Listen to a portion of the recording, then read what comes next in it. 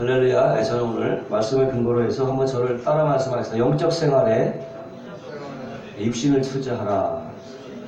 이런 질문을 가지고 진행을 하는 거죠.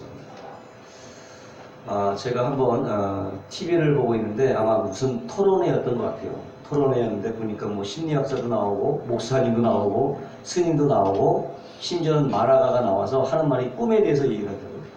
꿈에 대해서 막 얘기를 하는데 보통 우리가 꿈이라고 하면 난 뭐 대통령이 되겠다, 나는 뭐 정치가가 되겠다, 난 피아니스트가 되겠다, 이게 직업과 관련된다는 거예요. 어떤 꿈을 얘기할 때 의사가 되겠다. 근데 이 마라가 한 말이 좀 마음에 와닿더라고요. 꿈은 그렇게 돼서 안 되고 그 앞에 어떠한이 돼야 된다. 어떠한 대통령이 되느냐, 어떠한 피아니스트가 되느냐, 어떠한이 꿈이 돼야 된다. 그렇게 얘기했죠. 참 공감을 했습니다. 꿈이라 하면 무슨 정치가가 되겠다 이렇게 되지만 그게 아니라 어떠한 정치가가 되고 어떠한 대통령이 되고 어떠한이 우리의 꿈이 되어야 된다고 그렇게 이해하는 걸 듣고 참 맞는 말이다. 왜냐면요, 대통령도 많잖아요. 목사님도 많잖아요. 그냥 목사님 끝나는 게 아니라 그 앞에 목사님도 여러 종류잖아요. 대통령도 여러 종류고 어떠한이 중요하다. 이것이 우리들의 꿈이 되어야 된다는 거죠. 우리가 바라보는 꿈은 좀 달라져야 된다고 생각해요. 뭡니까? 사람이 되는 거죠. 인간 됨됨이가 되는 거지 않습니까? 이것이 우리들의 진짜 꿈이 돼요. 진정한 꿈이 돼요. 사실상 대통령이나 목사님이나 스님이나 피아니스트는 다 타이틀이잖아요. 타이틀은 그저 그냥 교육만 받으면 저절로 주어지는 거예요. 저도 신학교 교육받고 목사 안수 받으니까 목사라는 타이틀이 주어지는 거예요. 그런 것이 목표가 되면 안 돼요. 어떠한 인간 됨됨이가 돼요. 정말 이것들이 우리 삶에 진정한 꿈이 되어야 될 줄로 믿습니다. 자녀들에게도 그런 삶을 살게 해야 될 줄로 믿습니다. 그 얘기를 해서 참 공감이 되더라고요. 어떠한 사람이 되느냐, 이것이 우리의 꿈이 되어야 된다고 생각합니다. 꿈은 비전입니다. 한마디로 꿈은 비전인데, 비전은 뭘 말합니까? 어떤 방향성을 얘기하고 있어요. 우리 인생에서 가장 중요한 것은 얼마나 빨리 가느냐, 속도보다 더 중요한 게 뭐라고 했습니까? 방향이 설정이 잘 돼 있어야 돼요. 아무리 자동차나 기차 달리고 빨리 달려봐도 방향이 온전하게 설정되지 못하면 떨어지고 마면 그냥 활을 자초할 수밖에 없다는 것입니다. 방향성이 더 중요한 거예요. 그러니까 속도는 좀 늦더라도 남들보다 좀 더디 가더라도 우리가 방향을 올바르게 잡으면 목적에 도달할 수 있다는 것입니다. 그래서 인생은 뭐냐? 방향성이에요. 속도가 중요한 것입니다. 그럼 이 시간 우리가 이 땅에서 어떠한 방향을 설정하고 과연 무엇을 추구하며 살 것이냐 하는 문제를 오늘 다시 한번 말씀을 드리고자. 어떤 목사님이 계셨는데 이 목사님은 개척 초기부터 성도들에게 헌금을 엄청 강요해. 엄청 강요해갖고 성도들이 좀처럼 성도들이 수중에 돈을 가지고 있지 못하게 합니다. 좀처럼. 그래서 이것 때문에 성도들이 시험에 들고 교회를 떠나기도 했는데 지금 무려 300명이나 되는 선교사를 지원하는 그런 교회로 성장을 했다는 것입니다. 지금도 그 목사님은 헌금을 강요하지 않은 목사는 목사가 아니다. 그렇게 얘기하는 거예요. 그저 그냥 목회를 직업으로 하는 사람이니까 당장 때려쳐라. 그렇게 할 정도로 헌금을 그렇게 강조해. 자기의 설계 3분의 2가 다 연보에 가는 설교인데 그럼 저는 그건 될 건데 저는 헌금 설교 잘 안 하는데 근데 이분은 그렇게 한단 말이에요. 왜 그러냐 했더니 성도들이 재물에 너무 이렇게 가지고 있으면 그만큼 영혼이 피폐해진다고 이 목사님은 생각하기 때문에 그게 헌금을 강요합니다. 그렇게 재물을 가지고 있는 만큼 영혼이 피폐해진다고 생각하기 때문에 자기는 헌금을 많이 강조한다는 거죠. 누가복음 16장 13절에 이런 말씀이 있습니다. 집 하인이 두 주인을 섬길 수 없나니 너희가 하나님과 재물을 섬길 수 없다고 말씀하고 있어요. 지금 하나님과 대조적으로 누굴 들고 있냐면 재물을 들고 있어요. 하나님과 대등한 위치로 주인으로 하나님과 또 이런 주인인데 재물로. 지금 재물은 절대 만만하게 와서 안 됩니다. 재물은 하나님과 같은 수준에 있는 거예요. 너희가 두 주인에서 하나님을 선택할 것이냐 재물을 선택할 것이냐. 그것도 하나님이니까. 재물은 만몬이라고, 만몬신이에요. 재물신은 만몬이라고 있어요. 사람들이 재물을 숭상하기 위해서 만몬이라는 신을 섬겼어요. 재물 이꼴 만몬이, 만몬신입니다. 그러니까는 재물도 하나의 신입니다. 파워가 있어요. 그러니까 두 주인을 하나님과 재물을 섬길 수 없다. 성경은 단호하게 말씀하고 있는 것입니다. 그래서 인간은 선택할 수밖에 없는 거예요. 왜? 두 주인을 섬길 수 없기 때문에. 한 번은 부자 청년이 예수님께 와서 물었어요. 라비여, 제가 어찌하여야 영생을 얻을 수 있겠습니까? 그때 예수님께서는 가만히 보시더니 너의 부자였던 모양이니까 너의 소유를 팔아 가난한 자에게 나눠주고 나를 따르라. 청년이 그 말을 듣고 심히 근심하며 돌아갔다고 했어요. 그렇지 않겠어요? 소유를 다 파다 가난되고 빈털터리가 돼서 나를 따르라고 했으니 심히 근심하여 돌아갔다. 예수님이 돌아서는 그 청년의 모습을 보고 제자들에게 말씀하십니다. 부자가 천국에 들어가는 것이 낙타가 바늘구멍으로 들어가는 것보다 더 어렵다. 그만큼 힘들다는 거죠. 그가 부자였기 때문에 들어가지 못한 것이 아니고 부자였기 때문에 들어가지 못한 것이 아니라 다만 그 마음이 세상에 너무 정체있게 되니까. 그래서 못 들어간다는 것이죠. 재물에 정착이 되니까. 어떻게요? 자신의 영혼을 돌볼 기회가 없다는 말이에요. 거기에 빠져가고 자기 영혼을 돌아볼 수 없기 때문에 어렵다고 하나님 예수님께서는 말씀하십니다. 오늘 이건 본문의 말씀은 부자와 거지 나사로의 얘기입니다. 먼저는 부자는요, 이 땅을 살면서 늘 좋은 집 있고 좋은 집에 살고 늘 매일같이 그냥 잔치를 벌이며 먹고 마시고 즐겼습니다. 그런 삶이었어요. 평생은. 얼마나 재밌는 삶이 되었겠어요? 맨날 잔치야. 반면에 나사로는 늘 부자 대문에 누워서 그 부자의 상에서 떨어지는 부스러기만을 먹고 살았어요. 심지어는 개와 밥을 같이 먹어. 심지어는 그 개가 자기 헌대를 핥는 거예요. 그런 삶을 살았단 말이죠. 한마디로 비참한 인생을 산 겁니다. 나사로는 비참한 인생을 산 겁니다. 지금 성경은 대조하고 있는 거예요. 부자로 정말로 인생을 신나게 즐겨보고 산 사람과 정말 비참하게 산 거지 나사로를 지금 성경은 대조해서 우리에게 보여주고 있는 것입니다.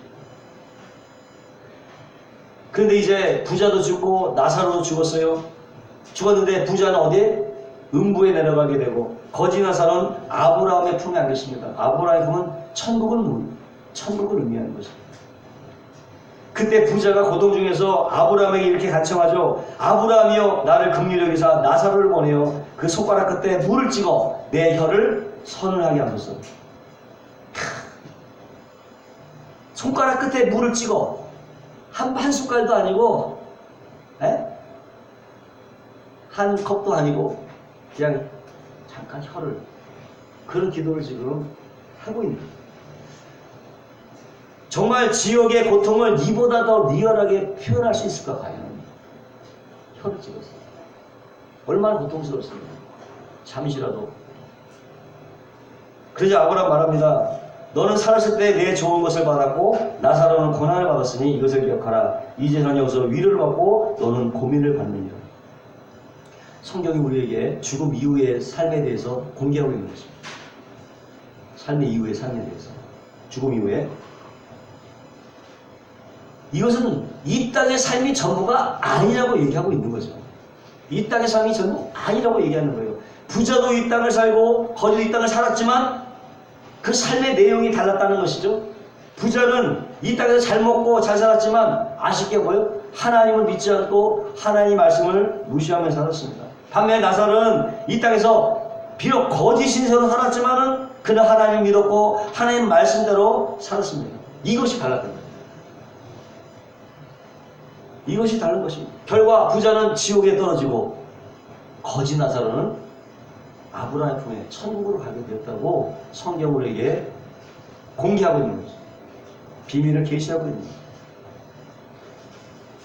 창세기 영은 하나님이 사람을 이실 때 먼저 흙으로 육체를 빚고 거기에 하나님의 호흡을 생기를 확 불어넣으니까 생명이 되었다고 했어요. 육체는요 하나님의 생기가 빠지면 그냥 죽는 거예요. 껍데기 불과하다는 거죠. 어디에? 그 흙 속에 이식된 육체 속에 하나님의 생기가 들어가니까 생각하게 되고 움직일 수 있어요. 리빙 소울, 생명이 되었다고 얘기했죠. 그러니까 사람의 뭐예요? 뭐가 더 중요한 것이냐? 거기에 하나님의 생기가 육체를 움직이게 만듭니다. 생기가 떠나가면 육체는 그냥 사라지는 거예요. 없어지는 거예요. 그래서 죽음이란 뭐냐? 영혼과 육체가 분리되는 현상을 우리가 죽음이라고 합니다. 육체 속에서 영혼이 빠져나가는 거예요. 실체가 빠져나가는 거예요. 그렇기 때문에 껍데기인 육체는 아무 소용이 없어요. 그런 것인데 사람들은 뭐예요? 보이지 않는 영혼보다 보이는 육체에 더 관심을 갖습니다.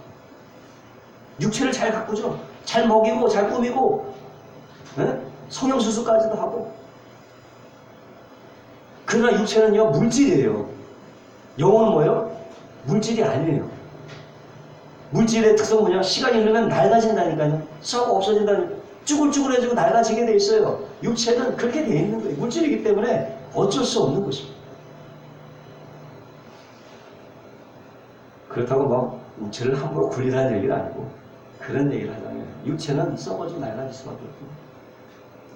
시편 90편 10절에 우리의 연수는 70이요 강건하면 80이라도 그 연수의 자랑은 수고와 슬픔이요 신속기간이 우리가 날아가나이다 이렇게 말씀하고 있습니다.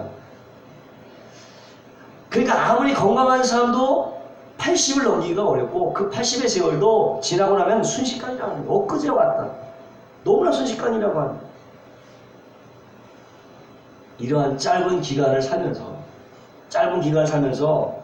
그저 육체의 편안함만을 생각하고 죽음 이후에 영원한 삶을 계산에 넣지 않으면 그건 어리석은 사람이죠. 지혜가 있다 하나 어리석은 사람이죠. 히브리서 9장 27절 이렇게 말씀하고 있습니다. 한 번 죽는 것은 사람에게 정한 것이요 후에는 심판이 있다고 말씀하고 있습니다. 이것이 하나님의 규정입니다. 인간에게 주신 하나님의 정하신 규정이 바로 이거예요. 한 번 죽는 것은 하나님이 정하신 것. 하나님의 규정. 이후에 뭐? 심판이 있는 거예요. 이게 인간을 향한 삶의 규정이에요. 하나님이 주신 것입니다. 성경을 보세요. 아브라함도 죽었습니다. 노아도 죽었습니다. 다윗도 죽었습니다. 아담도 죽었어요. 아마 그 시대에 믿음의 영웅이었던 어땠든 간에 솔로몬도 죽었어요. 다 죽는 거예요. 아브라함의 아내 사라도 역시 죽었어요. 창세기 24장 1절이니까 사라가 127세를 살았으니 이것이 곧 사라의 형님. 야, 그때 당시 127세를 살았으면 오래 산 거 아닙니까? 그 정도는. 우리도 100세를 넘기가 힘든데 그 당시 아무런 의학이 발달되지 않은 그 시점에 120세면 오래 사는 거죠. 과학자에 의하면 그때는 공기가 더 좋았대요. 지금보다. 그러니까 더 수명이 길었다는 그런 얘기를 하고 있지만 어쨌든 간에 성경은 127세를 살았어요. 사라가. 근데 어떻게? 오래 살면 뭐예요? 결국 죽는 거예요. 하나님이 정하신 규정이에요. 누구나 인간은 죽습니다. 그러면서 죽는다는 모든 사실 봤을 때 인간이 너무 허무하잖아요. 죽고 뭐로 태어나? 아예 그냥 태어나지 않으면 죽음도 안 보니까 죽을 때 죽음 그것만 생각하면 허무하죠. 죽음이다. 근데 중요한 것은 뭐냐? 죽음이 이르기까지, 태어나서 죽음 이르기까지 과정이 의미가 있는 할렐루야. 그것이 의미가 있는 거예요. 어떠한 삶을 살았느냐, 이것이 중요한 것이에요. 죽음을 맞기까지. 그러니까 오래 사는 것도 중요하죠. 얼마나 오래 살았느냐가 중요한 것이 아니라 어떻게 살았느냐가 중요하다는 거예요. 그 삶의 내용이 뭐냐? 태어나서 죽을 때까지 삶의 내용이 과연 뭐냐? 그게 중요하다. 그 내용에 따라서 어떻게 죽음 이후에 미래의 살림살이가 결정이 되는 것입니다. 아브라함은 어디요? 부자 나사로는 천국에 갔어요. 삶의 내용에 따라. 부자는 어떻게 됐어요? 지옥에 갔어요. 삶의 내용에 따라 결과가 달라져요. 어떤 사람은 젊은 나이에 요절을 했지만 정말 의미 있는 삶을 살았고 보람 있는 인생을 산 사람이 있는가 하면 길게 아주 오래도록 산 사람이지만 아무 의미 없이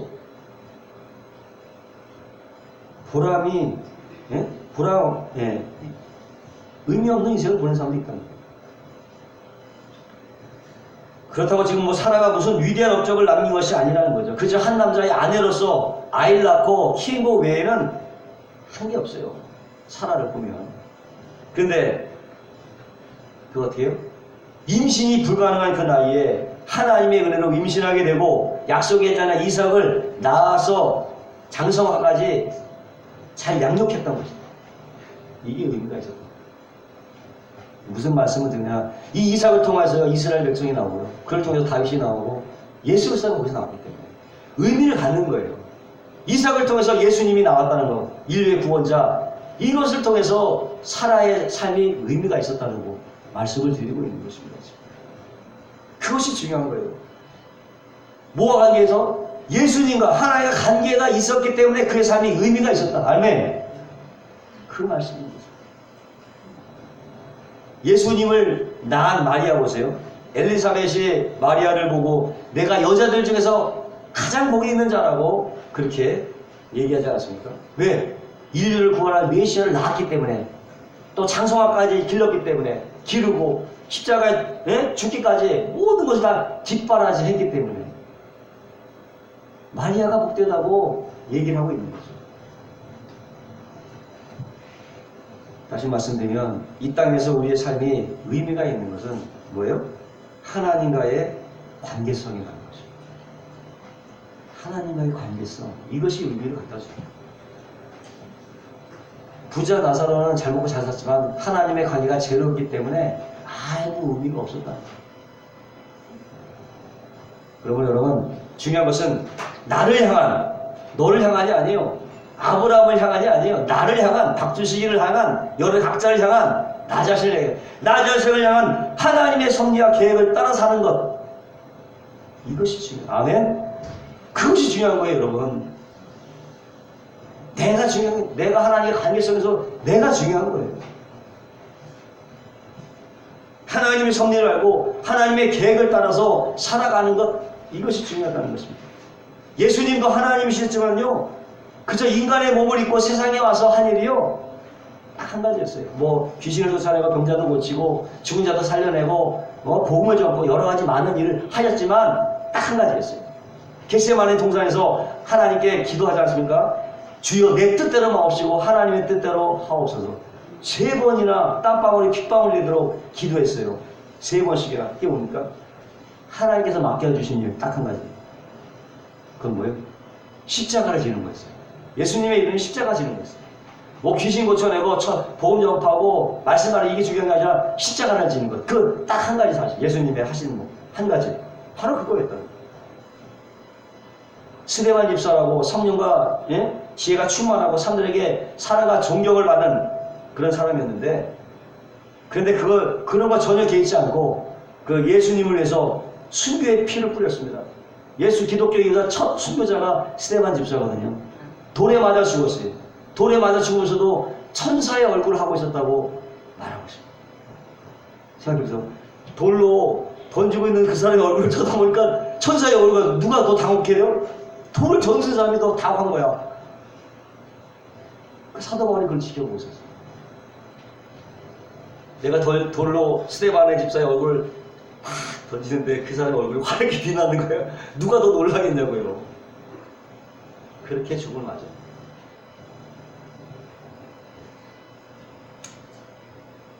바로 순교의 핍박의 도를 피하지 않고 순교로 가는 것. 그것이 바로 스데반 집사의 그 인생의 목적이 그것인 것을 분명히 알았어요. 자신의 사명인지를 분명히 알았어요. 그렇기 때문에 돌에 맞아가면서도 천사의 얼룩을 하고 있었던 것이죠. 사도 바울 역시도 마찬가지. 얼마든지 학자로서 학교에서 얼마든지 교수로서 이름 떨치면서 그렇게 인생을 펼칠 수 있었어요. 그러나 그렇게 하지 않았습니다. 그러나 아무도 그를 실패한 인생이라고 우리는 얘기하지 않습니다. 이사야서도 마찬가지고 이 모든 사람들은요 하나님과의 관계성에서 하나님이 원하시는 인생이 무엇인가를 알았다는 것입니다. 하나님이 원하시는 인생이 무엇인가를 알았고 그 한 목적을 위해서 모든 것을 포기하고 살았기 때문에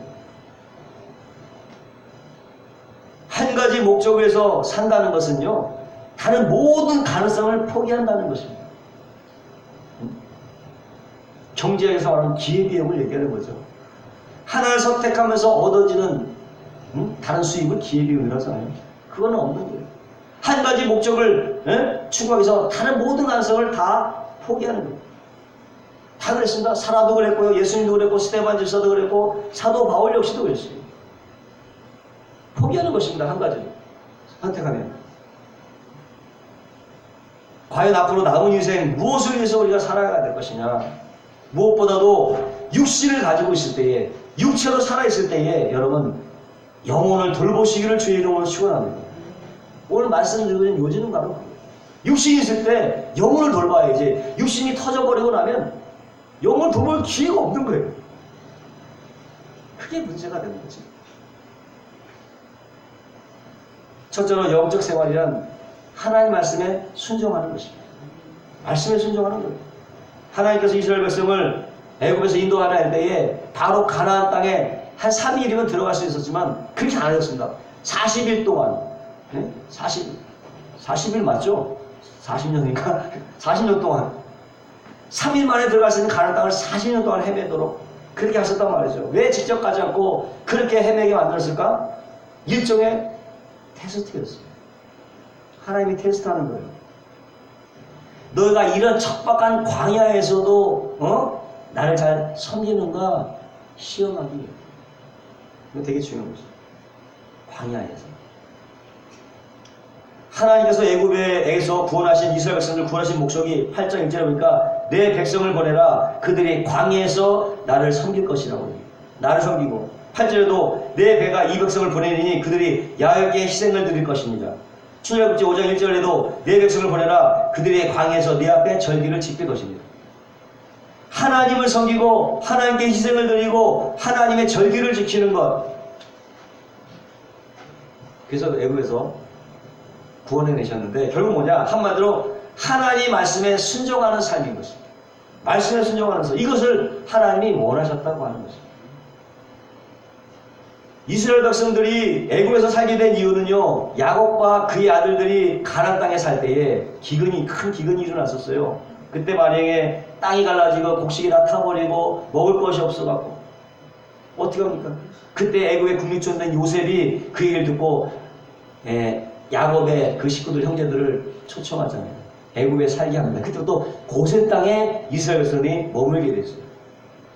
그리고 나서 400년이 흐르니까 요셉도 없어지고 요셉을 아는 모든 사람이 다 죽고 이름조차 기억되고 있지 않을 때에 요셉을 모르는 새 왕 바로가 이때 왕이 딱 나타나서 이스라엘 백성들이 압제하기 시작하는 거예요.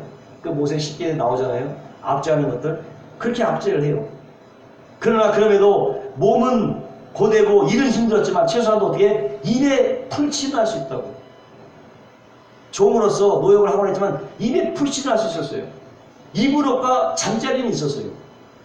근데 하나님께서 광야로 가서 나를 섬기라 그랬을 때 그들은 어떻게? 그 말씀대로 움직였다는 거죠. 말씀대로 움직였다. 그들은 빵이 아니라 하나님을 섬길 자유를 원했던 것이죠.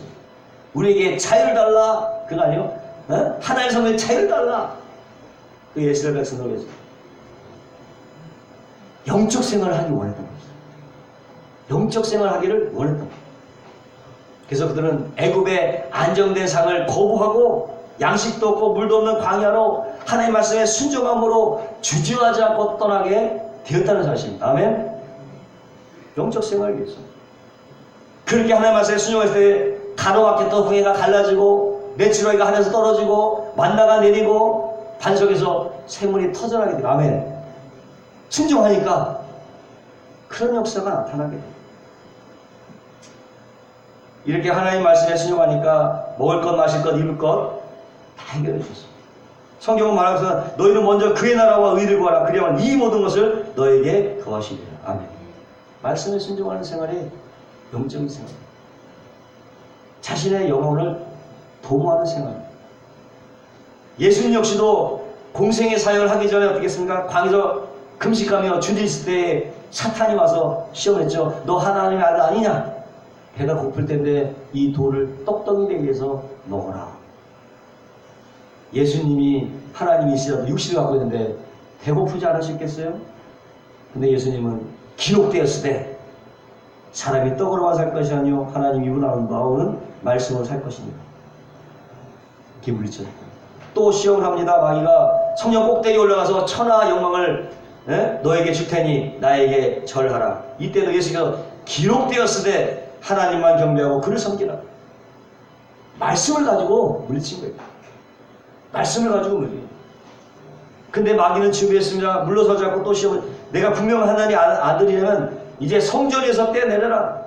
하나님 너와 함께 하신다면 발이 땅에 부딪히지 않도록 받들어 주지 않겠느냐. 그때 예수님은 기록되었을 때 주 너희 하나님을 시험치 말라 하였느니 기록된 하나님의 말씀으로 마귀의 시험을 물리쳤다는 사실. 아멘. 그러자 마귀는 그 길로 그냥 물러가고 말았습니다. 이렇게 마귀는 육신적 정욕, 안목의 정욕, 이세의 재산을 가지고 세상 예수님을 강력하게 유혹했지만은 예수님은 눈썹 하나 까다가지 않고 말씀에 순종함으로 모든 마귀의 유혹을 물리칠 수 있게 된 것입니다. 우리가 우리 영혼을 어떻게 돌보느냐? 다른 거 없습니다. 성경 말씀 있는 대로 믿고 행하는 것입니다. 그것이 자신의 영혼을 돌보는 것입니다. 둘째로 자신의 영혼을 돌보기 위해서는요, 때로는 육신의 것을 포기할 때가 있어요. 육신적인 것을 포기할 때가 있어요.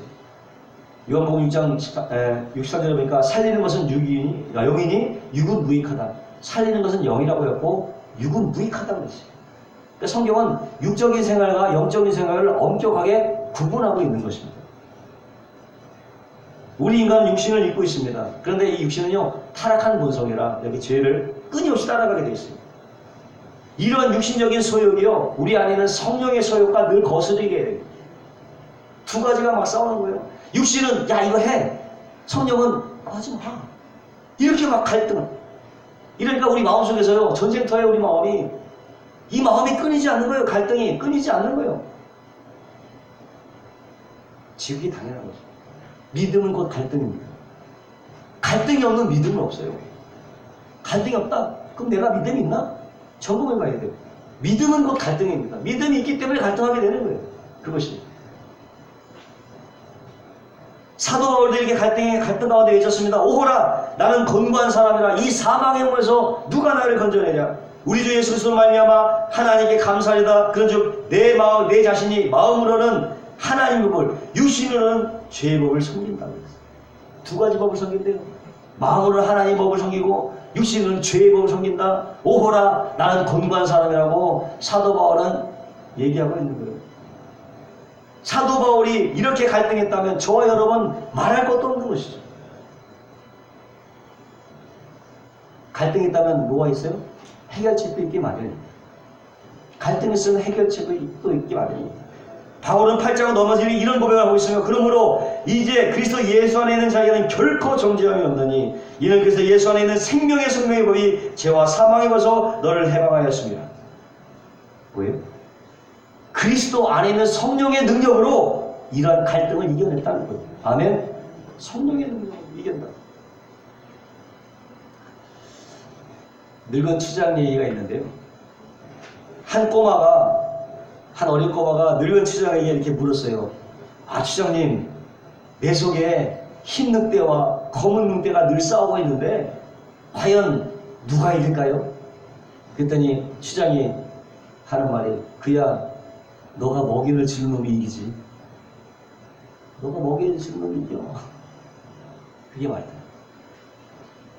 여러분이 먹이를 주는 그럴 때가 있는 것입니다. 네? 영적 생활이라는 것은 내 속에서 끊임없이 일어나는 이런 갈등을 그리스도 안에 있는 성령의 능력으로 이기는 삶인 것입니다. 때문에 육신의 생활에 손해가고 억울함을 당하지만 이런 것을 우리는 초월할 수 있어야 돼요. 초월할 수 있어야 됩니다. 사도 바울은 빌보 3장 7절과 9절에 그러나 무엇이든지 내게 유익하던 것을 내가 그리스도를 위하여 해로 여길 뿐더러 또한 모든 것을 해로 여김은 내 주 그리스도 예수를 아는 지식이 가장 고상함을 일함이라. 내가 그를 위하여 모든 것을 잃어버리고 배설로 여김은 그리스도를 얻고 그 안에서 발견되게 함이니 내 가진 의는 율법에서 하는 것이 아니요 오직 그리스도를 믿는 믿음으로 말미암은 것이니 곧 믿음으로 하나님께로서 난 의라고 얘기하고 있습니다. 사도 바울은 모든 것을 배설물로 여겼던 이유는 하나님의 의를 발견했다는 거예요. 예수 그리스도 아는 지식이 가장 고상하다는 거예요. 사도 바울은 그 당시에 하버드 최고의 명문 학부를 나온 사람이에요. 그 당시에 모든 지식을 갖고 있던 사람인데 뭐라고 얘기하느냐? 이 세상에 가장 고상한 지식이 예수를 아는 지식이라고 고백하고 있는 거예요. 왜? 그 안에 영생이 있음을 알았기 때문에. 그 지식 안에 예수 그리스도를 아는 지식 안에 뭐가 있어요? 영생이 있었기 때문에. 자신의 의가 아니라 하나님의 의, 믿음을 발견하게 된 것입니다. 아멘? 믿음을 발견하게 됩니다. 저는 좀 신학을 좀 늦게 하는 편인데 저도 많은 갈등 고민 가운데 신학교에 들어왔는데 여전히 염두가 내지 않습니다. 성경을 보니까 뭐 무슨 말인지 잘 모르겠고요. 인명지명도 모르겠고 역사도 잘 모르겠어요. 아무리 읽어도 내용이 들어오지 않는 거예요. 그냥 읽을 때는 은혜가 받고 뭐가 좀 뜨거워지는 것 같은데 돌아서면 다 까먹는 거예요. 기억이 하나 안 나는 거예요. 이러니 뭐가 되겠습니까? 하나님 남대서 말씀을 전해야 되는데 자신이 도무지 없는 거예요. 자신이 없는 거예요. 지금이야 하나님 은혜로 이렇게 말씀하지만 저는요 정말 심각했어요. 고등학교 때만 내가 책을 덜덜덜 떨 정도 엄청나게 내성적이었고 남 앞에 이게 얘기한다는 사실 자체는 전 기적이에요. 제가 생각해도 전 그런 사람 인물이 못 돼요. 그러니 어떻게 그걸 할 수 있느냐고. 벌써 딱 나 앞에 서는 것 자체가 두렵고 떨리는데 말은 또 어떻게 합니까? 이런 게 걱정이 되는 거예요. 정말 하나님이 정말 불렀는가? 어? 내가 정말 이 일을 내가 잘 해낼 수는 있겠는가? 어? 욕이나 먹지 않을까? 또 실패를 하지 않을까? 이런저런 부담감이 막 다가오고 기도하기 어떻게 합니까? 기도하기 시작했는데 성과 같이 하나님의 말씀이 스쳐 지나가는 것입니다. 너의 실패가 나의 성공이다. 너의 실패가 나의 너의 성공이고 그럼 나의 실패가 하나님의 성공이구나. 주님이 성공하면 그게 내 성공 아니야 그럼? 내가 그래서 주님 성공하면 그게 내 성공이지 하는 생각이 들더라고요. 그래 맞아. 실패를 두려워할 것이 없는 거지 이제는. 왜냐 내 실패도 하나님의 성공으로 만들어줄 것 같으니까 네? 하나님의 영광이 되니까 나 실패를 하나님의 영광이 된다면 실패를 사용할 수도 있는 거잖아요. 자유로워진 거죠. 모든 감정을 극복하게 될 수 있는 거예요. 나의 연약함, 나의 두려움, 나의 모든 실패를 내려놓고 하나님의 성공이 어떻게 편승하는 방법을 배우게 되고요. 그래서 쓰게 된 거예요. 어떻게 제가 제 실력 갖고 씁니까? 저는 절대 그런 인물이 못 돼요. 나의 것을 포기하니까 쓸 수 있더라고요. 나의 생각을 내려놓으니까 다른 쓸 수 있더라고요. 서시학교 전도대회 때 도무지 기도하니까 그런 마음이 있어요. 내가 하냐? 너가 하냐? 내가 하지? 이 말 가지고 올라갔어요. 처음으로 설교를. 그 다음부터 하나님 붙잡아 주시더라고요. 매번 두렵기도 하지만 늘 두려워요. 어느 가든. 또 화요일날은 또 의정부 교도소 가서 또 설교를 전하게 되고 늘 가지만 또 두려움이 또 앞서는 거예요. 늘. 나의 생각 포기하고 감정 포기하고 나의 자를 완전히 포기하고 십자가에 나의 못을 박아버립니다. 나는 없다. 고린도후서 12장 9절 10절에 내게 이르시기를 내 은혜가 내게 부족하도다. 이는 내 능력이 약한 데서 온전하여 짐이라 하신지라. 이러므로 도리어 크게 기뻐함으로 나의 여러 약한 것들에 대하여 자랑하니 이는 그리스도의 능력이 내게 머물게 하려 함이니. 그러므로 내가 그리스도를 위하여 약한 것들과 능력과 궁핍과 핍박과 곤란을 기뻐하노니 내가 약할 때에 곧 강함이니라. 아멘. 약할 때에 강함이라는 걸 사도 바울은 오히려 나의 약점이 강점이라고 얘기하고 있는 거예요. 그러므로 여러분 자신을 바라보고 낭망하지 마시기 바라고 포기하지 마시기 바라고 두려워하지 마시기 바라고 우리 약함이 강함이 된다는 것을 믿으시고 저와 여러분의 실패가 주님의 성공이 되고 그 주님의 성공은 곧 저와 여러분의 성공의 길로 인도하실 줄로 믿습니다. 그걸 믿는 거예요. 하나님의 성공에 편성하는 법을 배우는 거예요. 그게 영적 생활인 것입니다. 셋째로는 영혼을 돌보는 일은요 절대 육신이 없이는 되어지지 않는다는 거예요. 여기에 육체를 가지고 있는 유일한 유익이 있어요. 우리가 육체의 삶을 사는 가장 유익한 것은 뭐냐? 육체를 가지고 있을 때 영혼을 돌보는 계기가 될 수 있다는 거예요. 천사들이요 우리보다 영적으로 위에 있지만 육체를 가지고 있지 않기 때문에 한번 타락하면 지위를 회복할 수 있는 기회가 전혀 없습니다. 이와 마찬가지로 우리 영혼도요 한번 터지고 나면 육체를 떠나게 나면 전혀 기회가 없어요. 육체는 시한폭탄 가서 한번 시한폭탄과 같아서 한번 터져면 끝장이 나고 마는 거예요. 때문에 육신을 가지고 있을 때 회개하지 않으면 회개할 기회가 없어요. 육신이 있을 때에 자기 영혼을 준비하지 않으면 다시 영혼을 준비할 기회를 잃게 되는 것입니다. 로마서 8장 10절에 육신대로 살면 반드시 죽을 것인데 영으로서 몸의 행실을 즐기면 살리라고 말씀하고 육신대로 산다는 것은 육신이 원하는 대로 육신의 소욕대로 산다는 말이죠. 근데 그렇게 살다가 어떻게? 멸망나고 때문에 육체가 있을 때에 하나님의 자녀가 되어야죠. 육체가 깨어지고 나면 하나님의 자녀가 될 수 없어요. 뿐만 아니라 육체가 있을 때 형제를 구원하지 않으면 깨어진 후에 형제를 구원할 기회가 없습니다. 육체가 깨어진 후에 비로소 부자는 자기 형제들이 자기와 같이 될 것을 두려워했지만은 육체가 깨어진 후였기 때문에 전혀 기회가 주어지지 않습니다. 이렇게 사람이 육체를 떠나면 자신을 구원할 기회도 남을 전도할 기회가 없는 것입니다. 그래서 육체가 있을 때 회개를 해야 되고 아멘. 육체가 있을 때 기도해야 되고 전도해야 되고 성령의 인도를 받을 수 있는 것입니다. 이것이 육체가 갖고 있는 유익이에요. 영적 생활 유익이에요. 육체는 영적 생활을 위해서 하나님이 주신 것이기 때문에 그렇습니다. 그러므로 이 땅을 사는 동안 여러분 영적인 생활을 도모하시기 바랍니다. 죽으면 다시 기회가 없어요. 아무리 올라가서 부자 나사로 외쳐도 그 간절한 기도가 허락되지 않잖아요. 허락되지 않습니다. 기회를 잃어버렸기 때문에 여기에 육체 삶에 큰 유익이 있는 거예요. 그냥 아무렇게 살 수 없는 요인이 있는 거예요. 기회가 있을 때 해야 되는 것입니다. 이탈리아 밀라노 성경에 가니까 세계에 아름다운 아침은 있는데 아름다운 장미가 조각이 되어 있고 각 문에는 이런 글귀가 적혀 있다는 거예요. 첫 번째 문에는 우리를 기쁘게 해주는 그 모든 것들은 잠시뿐이다. 두 번째 문에도 우리를 고통스럽게 하는 그 모든 것들은 잠시뿐이다. 그러나 마지막 세 번째 문에는 이렇게 쓰였습니다. 오직 영원한 것만이 중요할 뿐이다. 그렇게 써있다는 거예요. 우리 인생은 아차하게 와갖고 잠시 피었다가 지는 꽃과 같아요. 삶이 대단해 보여도 매우 짧고 허무합니다. 짧은 인생이지만 영혼에 비추어오면 의미가 달라지는 것이죠. 짧은 인생이지만 순간의 선택이 영혼을 정하게 되는 거예요. 때문에 이 땅의 삶이 위대한 것은 영혼을 정하기 때문에 영혼을 정하기 때문에 부자는 이 땅에서 용납될 수 있었지만 영혼과는 무관한 삶이었습니다. 하지만 나사로는 탁월한 선택을 했죠.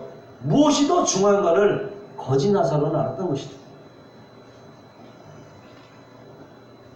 다시 말씀드리면 우리가 이 땅에서 어떠한 사람을 살았느냐에 따라서 미래의 살림살이가 결정이 됩니다. 죽음은 인생의 끝이 아닙니다. 또 다른 삶의 시작입니다. 영적인 생활을 위하여 여러분 자신의 힘을 투자하시기 바랍니다. 보이지 않는 나라를 마치 보이는 생이처럼 믿고 달려가시기 바라고, 무엇보다도 하나님께서 기회를 주신 육체를 영적 생활의 기회로 삼으시고 그 육체를 가지고 하나님나라의 유업을 얻게 되시기를 주님의 이름으로 축원합니다. 기도하겠습니다. 거룩하시고 영화로우시여 감사합니다. 정말 우리가 육체를 가지고 있을 때에 하나님을 알고 영적 생활을 도움할 수 있는 지혜로운 자들이 다 될 수 있도록 주님께서 함께하여 주시옵소서. 감사하며 예수님의 이름으로 기도합니다.